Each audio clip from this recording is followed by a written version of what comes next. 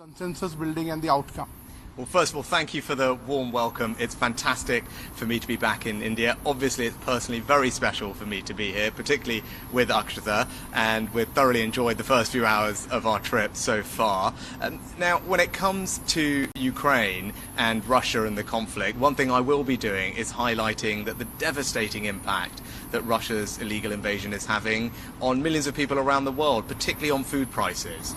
Russia recently has pulled out of a grain deal that was shipping grain from Ukraine to many poor countries around the world, and now you've seen food prices go up. That's causing suffering for millions of people. It's not right, and one of the things I'll be doing is making people aware of that impact of Russia's illegal war.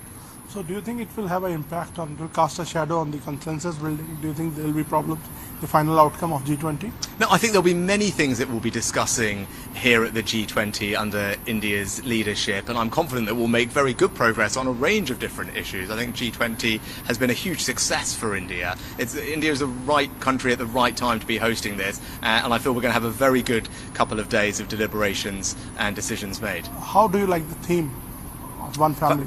I think it's a great theme, and actually when you say one family, I'm an example of the incredible living bridge that Prime Minister Modi described between the UK and India. That almost 2 million people like me in the UK of Indian origin. That's why it's very special for me to be here as British Prime Minister, in the country where my family are from. So can you give us some sense of a connect with India, like your roots here? Well, obviously, my wife is from here, from Bangalore. We got married in Bangalore. We used to spend lots of time together before we had children in Delhi, and we're trying to figure out if we can go to one of our old favourite restaurants this evening. But look, it's personally incredibly special for me to be back in India. It's a country I love dearly, a country where my family are from. But to come here in this role, to represent the UK, to find ways to forge closer links with India and play a part in making sure that India has an incredibly successful G20. And I'm very proud to see India doing so well on the world stage. Sir, coming to the bilateral part of it, a free trade agreement is underway, under discussion between the two countries. How soon can we expect to complete? Well, both Modi ji and I are keen to see a comprehensive and ambitious trade deal concluded between our two countries. Both of us think that there is a good deal to be done, but trade deals always take time. They need to work for both countries, and although we've made enormous progress, there is still hard work to go, and that's what we need to keep going through. The G20 is not the forum for those discussions. Of course, I will touch on that with Prime Minister Modi, but the teams are working very hard. But as I said, there's hard work to go, but we will keep working through it. But I think there is an enormous opportunity for both India and the UK to strengthen our economic cooperation, which will bring real benefits to our citizens in both countries. Can you tell us something about your equation with Prime Minister Modi? You have met him a couple of times now. Yes, and I have enormous respect for Modi ji, and he's been personally very warm and kind to me, and we're working very hard, as I said, on our shared ambition of concluding an ambitious and comprehensive trade deal between India and the UK, because both of us think that would be a good thing, and both of us need to make sure it works for our two countries. And at forums like this, I'm very keen to support Prime Minister Modi in making sure that this G20 is an enormous success for India, which I know it will be, and this has been a great year for India more generally. Sir, another question. A lot of Indian community lives in your country there, and we have seen some ugly scenes of Khalistani protests, separatist protests.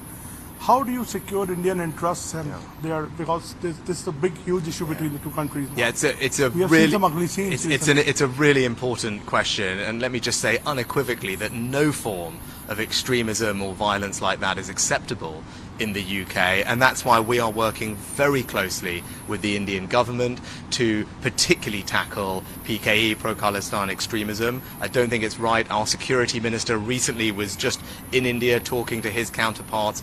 We have working groups together to share intelligence and information so that we can root out this kind of violent extremism. It's not right, and I won't tolerate it in the UK. Sir, how do you look at India's position on Russia and Ukraine? Well, it's not for me to tell India what positions to take on international issues, but I know India rightly cares about the international rule of law, the UN Charter, and respect for territorial integrity. I think those are things that are universal values that we all share. Those are things that I believe, and India, I know, believes in those things too. Sir, you have defined India-UK relation as a defining of our times. And what is the roadmap of 2030? Can you give us some broad sense of the bilateral relation there? Yeah. Well, I think the bilateral relationship is in good health, and Prime Minister Modi and I are keen to deepen and broaden our relationship. The FTA is an obvious way for us to do that, which is why it remains our priority. And as I said, hard work to go, but I hope we can conclude a successful FTA. I think we can strengthen our security relationship as well. That's something that I've spoken to the Prime Minister about. And then something I'm particularly excited about is increasing the collaboration between our incredible researchers, our scientific community, our universities. The UK and India are two of the leading science technology superpowers of the world, and I think if we work more closely together, we can create jobs, create new businesses, and help solve some of the world's most pressing problems. My last question to you. You talked about your roots in India. People also there's much talk about your roots. You are connected to Hinduism and you wear these rollies in your hands. Tell us something about it. Yeah, so I'm a proud Hindu, and that's how I was raised. That's how I am. Hopefully I can visit a mandir while I'm here for the next couple of days. And yes, we've just had Raksha Bandhan, so from my sister and my cousins, I have all my Rakis. And I didn't have time to celebrate Janmashtami properly the other day, but hopefully, as I said, I can make up for that if we visit a mandir this time. But it's something that is important to me. I think faith is something that helps everybody who has faith in their lives, particularly when you have these stressful jobs like I do. Having faith to give you resilience, to give you strength is important, and it provides an outlook on life which I find particularly valuable. Thank you, Prime Minister, for answering all our questions. Thank you so much. Great pleasure. Thank you.